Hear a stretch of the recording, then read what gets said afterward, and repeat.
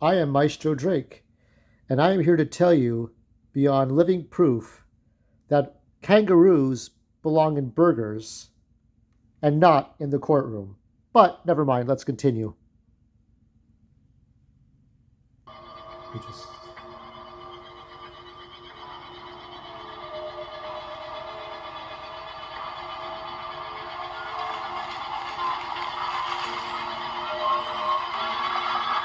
Ha ha ha ha! Oh, Mr. Paul Gerard, what about you, sir? So, I really, really wanted to like this movie. I mean, I kind of like it. I like it okay. Um, it's we all love Paul. We all love Paul. And Michelle is undergone so much treatment. She's almost out of danger. I think a few more hospital visits. I mean, Rome Rush is definitely almost out of danger as well. So that's good. I mean, positivity all around. But let's talk about the movie. Directed by Mike Clark, Paul Gerard. After the murder of her husband, Amanda relocates with her daughter Karli and purchases a hotel in the countryside. Their fresh start is interrupted by the arrival of a mysterious man who pleads for shelter, fleeing an unknown threat. Hmm. So we have the co-directors. So here's the cast. Damian Ashley is Kyle. Jennifer Kay. Oh God, why are their names not fully out here? Jennifer K. Pre something. Oh, Preston. So that's Jennifer K. Preston. She is the mom, Amanda. We have to go. I have to go backwards here every time. Then we have the daughter. That's Isabella Percival. Uh, Percival. Okay, there we go. I did say it right. Okay, she's the daughter, right? So there's only a handful of actors in this, and there's most of them playing the extras. We got Greg, who's the father, the husband. Lindy Pieri as the old woman. We got Hannah. We got all kind. The rest of the actors have played like creature looking, kind of creature characters, right? So this movie really was confusing. It was interesting to look at, especially the last. Well, the beginning of it was interesting, and then the last part was interesting. But who are these creatures? That's the. I have a few big questions. Who are these creatures? Are they derived from myth and legend and lore? Do they ultimately matter? And if they do matter, why do they matter? What are they ultimately about? Um, so many questions to this, right? So you start off with Kyle, who looks like he's suicidal as fuck, and he's trying to call his mom. He's calling his mom on the telly, or the not the telly, the phone, and uh, so he's running from these mysterious boogeymen, these mysterious shadows. I don't know what the wraiths are. They wraiths? I don't even know what the fuck they are. I couldn't even tell you what they were. I feel like it was sort of a plot device to excuse a lot of the poor plotting, and the plotting was poor. Now, he's in the middle of a battle with these things. We don't see a huge battle at the beginning. We just see him running from the monsters in the shadows in the dark, like you're running away from the horror movie monster, right? So that's what's happening here. Then we get to Amanda and her co. So Amanda's a receptionist. She's a computer receptionist. This is all taking place in the United Kingdom, by the way, in a good old Europe, good old United Kingdom. And Amanda's a receptionist, I guess, for some company. What do they sell? Is it like it's like Dilbert, the comic strip Dilbert's job? Like Dilbert doesn't know what he's doing. He's an engineer working at his cubicle. So we don't know what Amanda does there. It doesn't matter, right? So there's a secretary there. I don't know the actress who played the other person, but she excuses herself to go out, and Greg comes in, or actually he calls her up, and then he comes in, surprises her with a kiss and flowers and food or whatever, and so they have a chat. She's busy at work. She's going to work overtime. Then we fast forward to when the two are going to sleep, and some people break into their house. Now, Greg is not the guy we see at the beginning. So we don't know why these monsters, okay, the strangers, right? Or not the stranger is Kyle, right? So Kyle is the guy we see, but Kyle has nothing to do with Greg, Amanda, or Karli until they cross over. Okay, until Kyle drops on their doorstep. So it's very confusing. It's like, okay, are these monsters trying to set up the movie? What is this about? Why are they? Because the thing is, if you could argue that they were there, or are we arguing that it was just a robbery gone horribly wrong? Because the way it was done is like it was done in the most horrific, over the top, what somebody's most perceived fears kind of way. Like, what if somebody shoots at you through the windows or some shit like that? You know, like I live in a bad neighborhood. I don't. I always think somebody could shoot at me through the windows, but it never happens, right? That kind of thing happens in this movie. Greg dies. Greg dies from being his throat slit, getting his throat cut, and dying, bleeding out on the floor. And then the robbers go away. We're assuming these might be the creatures, but he's got a baseball bat. Obviously, that doesn't work. Probably could have gotten a gun. And so Amanda's all alone. Uh, it's Amanda and Karli, and they move to the countryside where they decide to go into for some reason, they decide to go into the hotel business, or like a small hotel, right? For some reason, even though it was never really established, I think. I just barely noticed that Karli's image is on the where you can see my finger pointing on the top right of that image, and I think that's Greg to the left, or it could be Amanda to Karli's right of the crown there. You see that weird skull. That image that does somewhat appear in the end of this movie. People wear strange masks. You saw the creature, right? And like mimics of people. There's so much going on here, but as far as the mystery of it, okay.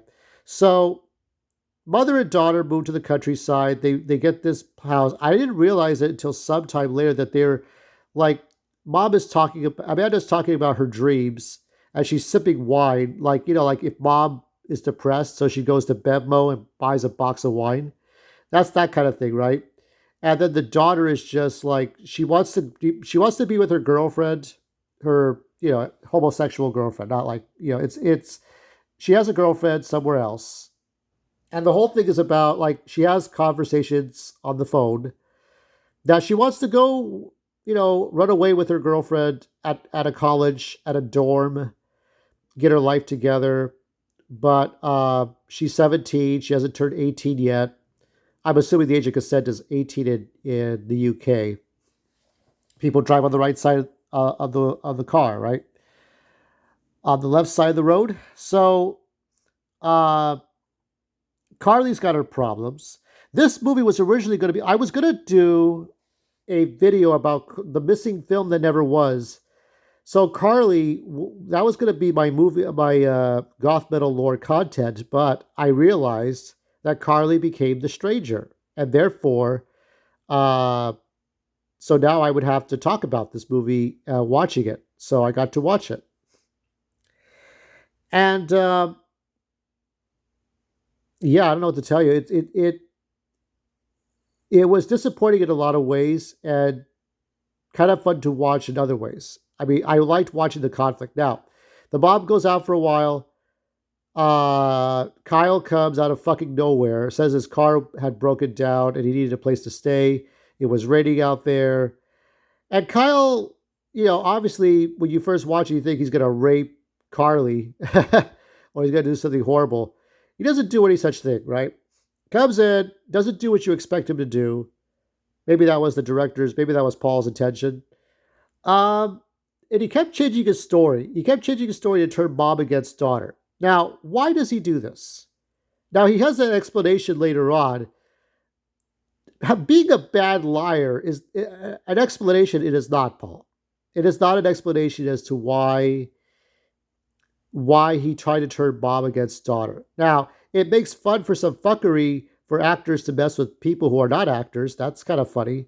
But when you have actors in that fictional world trying to make a cohesive story, why did he do that? Why did he lie about the money and accused Karli of taking it, and then ratted her out about the cigarettes and try to turn mom against daughter? And it was just like, and then you see him like putting black paper on the windows in his room.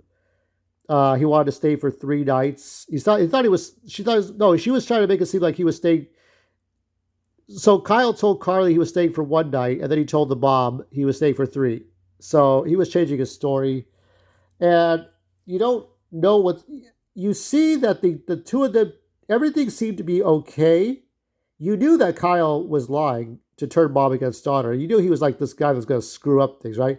It's the classic kind of story of everything was fine until that one person was employed, and then as soon as that person was employed, all the trouble started, right? Or all these problems started ever since that person was hired, or ever since that person moved in, right? So Kyle and Amanda go off to get groceries. He was going to go with her. It's like they're trying to go off in these different directions.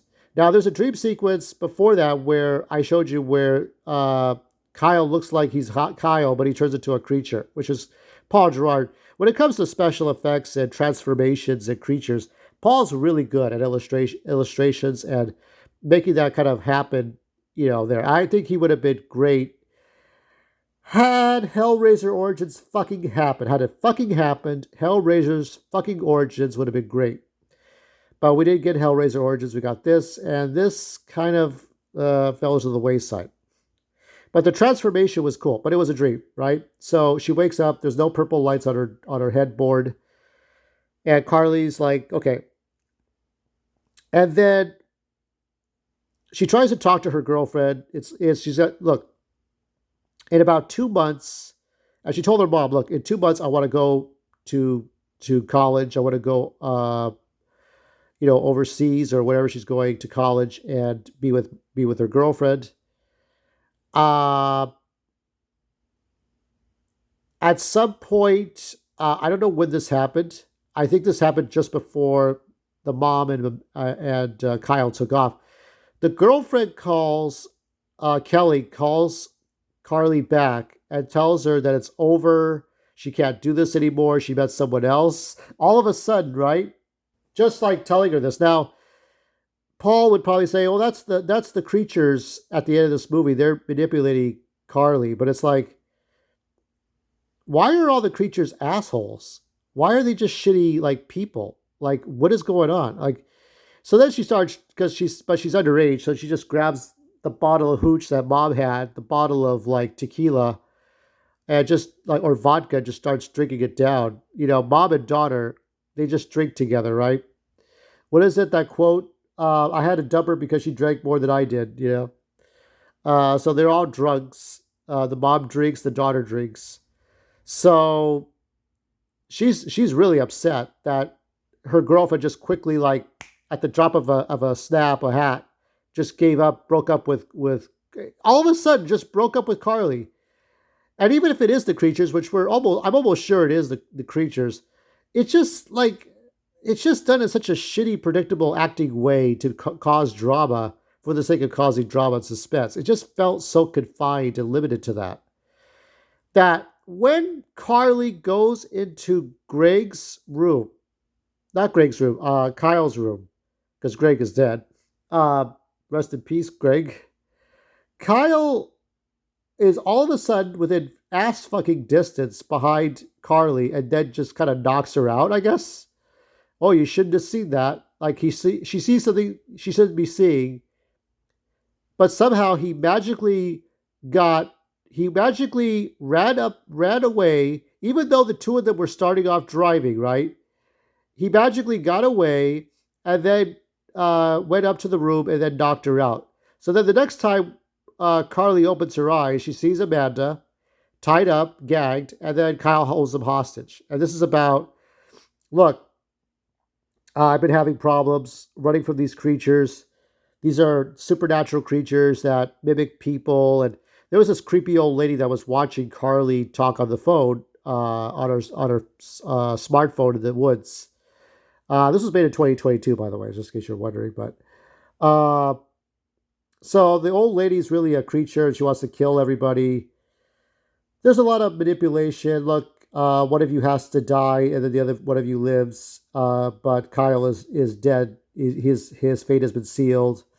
So then there was a moment where the mob grabs Kyle's wallet and looks to the fraudulent cards and says, "Oh, you're lying to us. Who are all these people? Like you're pretending to be different people? Are you stealing people's credit cards? What is all this? You're a liar. You're a fraud." I don't know. And then of course I guessed this before when I was grabbing dessert because I was eating. I had some Pioneer chicken, by the way. It's good.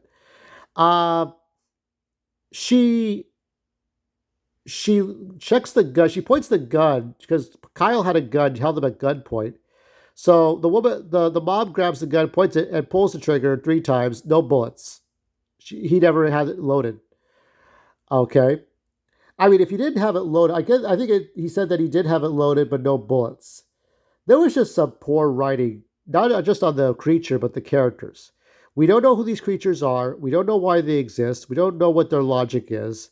Even with supernatural episodes, like with on the CW, like there was a logic to each creature from myth and legend. You know, Scottish legend, British legend, American folktale, the Jersey Devil, the devil himself, witches. There was always a logic that Sam and Dean Winchester had to go through to stop the creature. There's no logic here. They're just like they're crazy mind fucks from Paul Gerard, which I don't want to be like. I don't want to sound insulting because I like the designs, the guys with the masks on, the demonic creatures, but there's no logic to them. Where did they come from? Who are they? What do they want? You know, what is this creature here? What does this creature mean to you? Like, what is it? So push comes to shove. Kyle gets beaten like 10 times by the mob with a baseball bat because she thinks he's lost his mind. Uh, he tells her not to answer the phone. She answers the phone, and Greg is on the other line. Somehow he's alive, but it's not Greg. The mob sacrifices herself to the creatures so that Karli can get away. This is all about Karli getting away. Somehow Kyle is alive, even though Bob beat the shit out of him like with a metal bat 10 times. You know, during my bus ride to get Pioneer Chicken, I thought about that scene where this is Rob Zombie's Halloween, where the young Michael Myers hits the boyfriend with a sledgehammer. That he's like twitching like a bitch. Do you remember that scene where he's like convulsing, like in control because now he is like almost dead, and so he beats him with the I think it was no it was a baseball bat. So and by the way, there's no Foley. I will criticize there is no Foley when Amanda hits Kyle the first time with the baseball bat. No Foley. Foley is when you're making sound effects with in front of a microphone. This is what they used to do with War of the Worlds, 1930s, The Lone Ranger, Superman, all those radio shows from 80, 90 years ago. They used to have Foley people to make sound effects, and they use a saw to make boing sounds, and they used to use like coconuts to simulate horses galloping and all that stuff. There was no Foley, so you never heard like baseball bat hit. Nothing like that. You need Foley in movies. It's not that hard to do. Okay, you don't need a whole lot of equipment. Just somebody in front of a microphone recording sound effects with all like organic objects. Okay, even Ben Burt could tell you this. Star Wars, man. So Karli gets away, and that's about it. We don't see the real Kelly or hear from her. We don't hear from anything else. The mom is dead. This all fell apart for me.